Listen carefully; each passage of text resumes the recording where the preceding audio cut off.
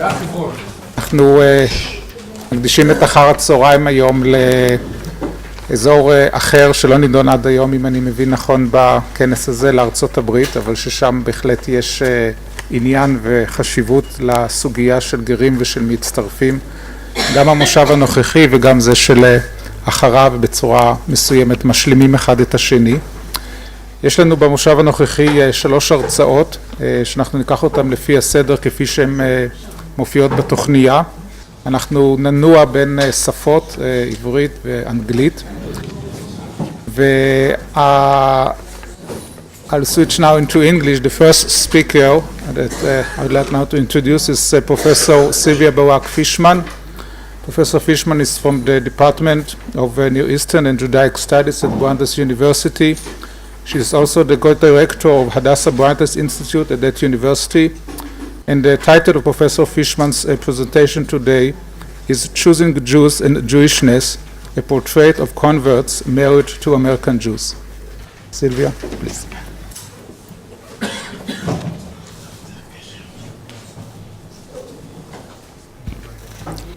Conversion into Judaism, as we've seen over the past day and a half, is now a topic of intense interest in Jewish communities around the world, including the United States and Israel, partially because the proportion of married Jewish families who are 2 Jews married to each other has declined in many countries. In these situations, intermarriage without conversion, marriage between a Jew and a non-Jew, may represent weaker connections to Jewishness and to Judaism. Part of the reason for this is that in households where one person is a Jew and one person is not Jewish, there are 2 competing narratives. Whether one defines those narratives as being religious or ethnic, however one defines those narratives, there's still 2 competing narratives. Harvard sociologist Mary Waters calls this ethnic options. And children who grow up in households where one parent is one thing and another parent is another thing feel that they also, as part of their birthright, have options as to how they will identify. Because of that, there's a lot at stake for Jewish communities in thinking about conversion. This paper, the paper that I'm presenting, discusses converts into Judaism who are married to Jews. I'm not dealing at all with people who convert into Judaism independent of a family relationship. That's a very worthwhile topic to explore. It's just not the topic that I'm exploring. I'm using a number of recent statistical studies. I'm also using a large qualitative piece of research that I did around 2004 where I spoke to the Jewish partner and also to the born non-Jewish partner, some of whom had converted and some of whom had not converted. So I'm bringing both the statistical and the qualitative research together to talk about what we know right now about those families, conversionary families in the United States. Over 1/3 of America's Jews are married to non-Jews. Depends on who you ask. I'm going with the figure of 44%, which was the overall Pew figure. And that figure varies a lot depending on the background of the Jews that we're looking at. So the most important predictor of whether or not an American Jew is married to a non-Jew is whether their parents were married to non-Jews, whether they grew up in an intermarried family themselves. So we have from the Pew data, 63% of American Jewish adults who grew up with 2 Jewish parents are married to Jews. Okay? 63% married to Jews. That's an intermarriage rate for the children of 2 Jews of 37%. Compared to those who grew up with one Jewish parent, 83% are intermarried. All right? So it's 37% intermarried versus 83% intermarried. And I think it's worth noting because it's such a dramatic reversal of previous behavior that among the many things that is related to the likelihood that an American Jew will marry a non-Jew is the extent of secular education, but it's related in the opposite way than it was 50 years ago. 50 years ago, the most ambitious, the most well-educated American Jews were the ones most likely to marry non-Jews. Today, just the opposite is true. The most highly educated, the most affluent, the most accomplished in terms of the status of their profession are the people who are least likely to marry non-Jews. And that's because the balance of gravity has shifted. And so you have more in common with other Jews if you're highly educated and you have a high status profession. You fit in better. And actually many of the Jews that I interviewed who were married to non-Jews told me stories of how uncomfortable they felt when they dated Jewish men or Jewish women who started out by asking them, what do you do for a living? Which they felt was a direct attack on the fact that what they were doing for a living didn't measure up to the kind of Jewish stereotype. I also, as I said, interviewed the non-Jewish or the born non-Jewish spouses, and there were patterns there as well. One of the important patterns was that non-Jews who married Jews often came from fluid religious backgrounds. Now, we heard yesterday that evangelical Christianity produces people who are more likely to marry Jews compared to Catholic backgrounds. So that's one example. Another example is just fluidity in the background, so that if their family had moved from a Catholic identity to a Protestant identity, those people were more likely to marry Jews than those who had had a stable religious background. Many of them had experienced either some kind of parental dysfunction or a lot of moving around, a lot of mobility in the background family, and according to their own testimony, this made what they perceived as the great stability of Jewish families more attractive. And all of this has something to do with conversion as well. Because to the extent that they saw religious Jewishness as part of what gave the Jewish families those characteristics, they were often more interested in converting into Judaism. The vast majority of households consisting of one born Jew and one spouse who was not born Jewish in the United States do not convert.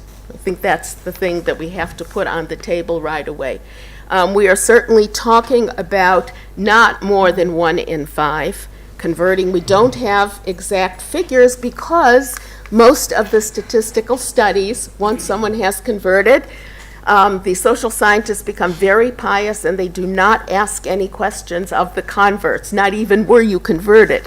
So we miss a lot of data that we might otherwise collect by the fact that once they are converted into Judaism, those are considered to be Jewish families. So the figures that I'm giving you were gathered in that way, and they're the best that we have.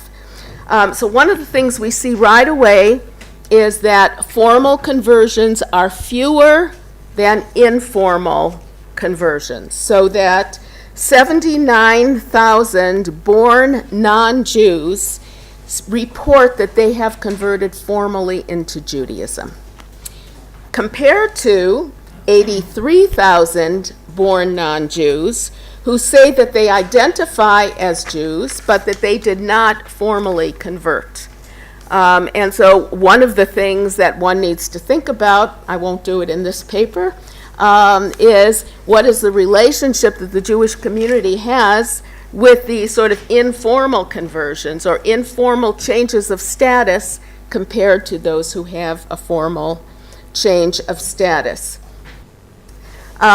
We see right away when we look at conversionary households that in most respects they resemble the Jewish identification and the Jewish behaviors of in-married families. In some ways, they exceed the Jewish behaviors of in-married families. For example, and you may not think this is so significant, but it exists, they are much more likely to use the internet for Jewish-related information. And you can just picture the scenarios that give rise to that. They want to find out what's happening, and so they get on the internet so that they can understand a given phenomenon, whereas a born Jew may depend more on familial knowledge or peer groups. The conversionary households are much more likely to be synagogue members. 60% are synagogue members compared to 54% of in-married households, and way above intermarried households, which are only 18%.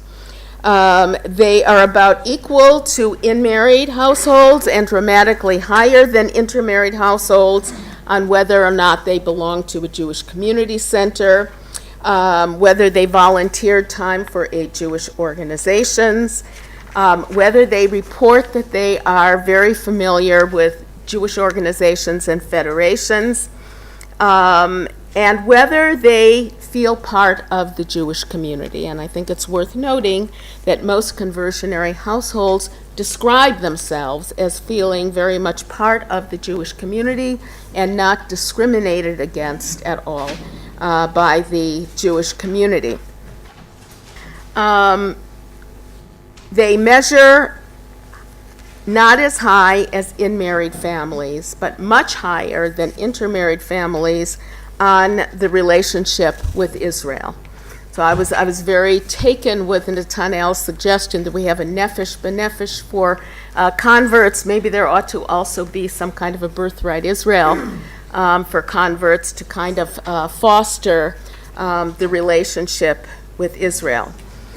The vast majority of American converts into Judaism are women.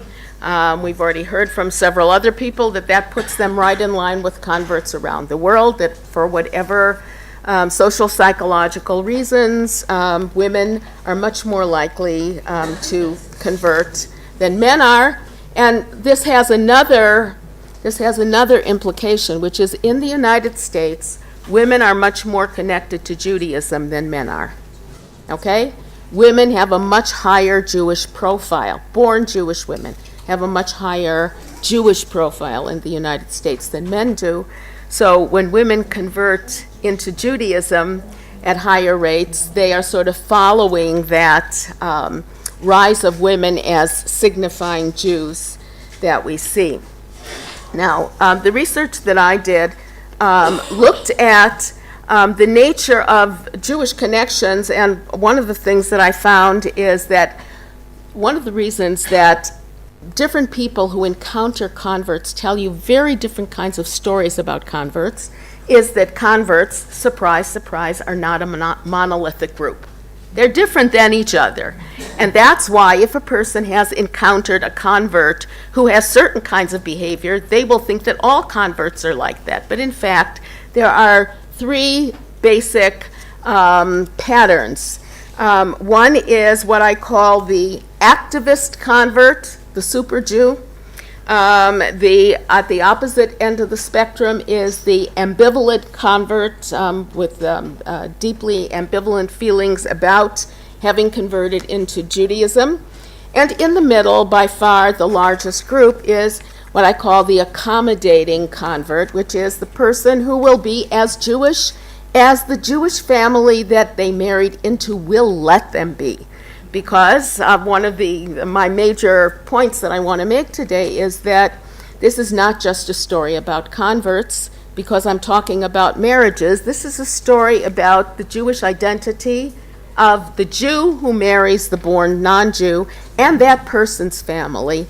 And those two have an enormous hashpah, have an enormous influence on the way in which the convert ends up by connecting to Jewishness. If we look at the proportion of converts who affiliate with each of the wings of American Judaism, overall, more than half of them are affiliated with the Reform movement. But if we look at younger converts, we see a shift where more of them are in fact affiliated with conservative and Orthodox Judaism. And there's a reason for that, which is that in 1983, the Reform movement issued the patrilineal descent decision in which children of one Jewish parent, regardless of whether or not that parent is the mother or the father, are presumed to be Jewish. And the proportions of Jews who convert within the Reform movement have gradually been shifting downward, partially as a result of that. There are other factors at play as well in the shift downward. The disproportionate, or the larger proportion of conversionary Jewish families that now belong to conservative or Orthodox congregations, I think has something to do with the very high performance level that we see, because they're choosing to belong to wings of Judaism that may make more demands on them. There is another factor that we see if we're looking at conversionary families that belong to Orthodox congregation. Almost a third of them were previously converted in another wing of Judaism. And it was very common when I did my interviews to hear about these multiple conversions. And it's interesting that Pew shows us those figures, that almost a third of them actually were first converted Reform or conservative, and then they reconverted under Orthodox auspices. Some of the people I talked to actually had 3 conversions. They started with Reform, then they had conservative, and then they had Orthodox. And that actually brings me to what I think is a really critical point, which is that conversion is always a process. Because we have often tended to think of conversion in halachic terms, we're thinking of a change of status. Any legal change of status makes it look as though you're going from this status to that status. You weren't a citizen, you do what you need to do, and now you are a citizen. But actually, the way people experience conversion is not that you're going abruptly from one status to another status. It's a process. People grow into being Jewish. And they grow into being Jewish at different rates depending on where they were when they first began to conceive of the project of becoming Jews. So if we're talking about the activist converts, the most intensive Jewish performance level converts, many of them started to think about being Jewish, started to study, started to get involved with Jewish things way before they met the Jew that they married. So they are already baderach, they're already in the process of becoming Jews, often when they meet the person that they marry. As I said, I'm not talking about people who are not within conversionary families, but my hypothesis would be that people who are spiritual seekers and who convert into Judaism outside of the rubric of marriage are probably in this activist mode also, where they're searching out Jewishness for some reason. These people end up becoming sometimes religious educators, Jewish educators themselves. Sometimes they become synagogue presidents. One convert of this type in a Reform congregation that I interviewed told me that the greatest thrill of her life was when she was on an El Al plane. She was of Greek origin, and she was on an El Al plane, and the stewardess started jabbering away to her in Hebrew, and she felt that she had been taken as a born Jew, and to her this was a great thrill. This fits in actually with a characteristic of the activist convert, that they feel ethnically Jewish. And this is different than what a lot of social scientists had said about converts into Judaism. They had said that they identify primarily religiously, which is, I think, true of the majority of converts. But for the activist converts who really identify kind of heart and soul with Jewishness, they feel like they're part of the Jewish people. I'm going to talk a little bit about the people at the opposite end of the spectrum, the ambivalent converts. Just as the activist converts overall are probably about 30%, the ambivalent converts are also probably about 30%.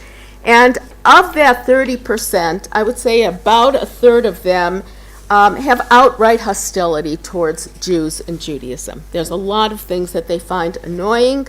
Some of them felt this way from the minute that they converted, and others start to feel that way after they have been living in conversionary households for a while. This often has to do with children.